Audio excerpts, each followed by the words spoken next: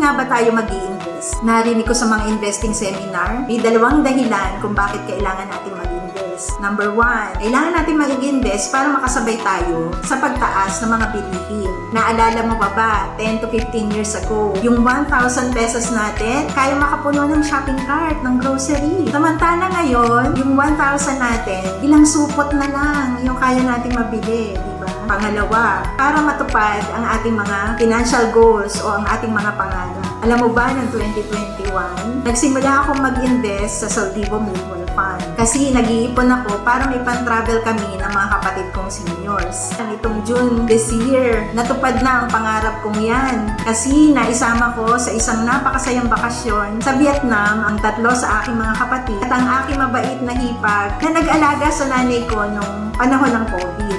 Kung masayang mga kapatid ko, naku doble ang sayang naramdaman ko sa puso ko na matupad yung aking pangarap. At take note ha, hindi ko nagamit yung ininvest ko sa Saldivo Mutual Fund.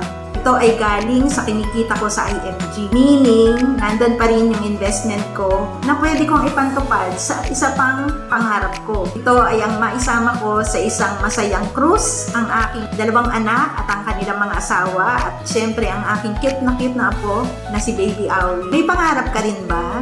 Tara, mag-join ka na sa IMG. Message me now! Ako po si Lucy Padolina, ang iyong Chinky Mom.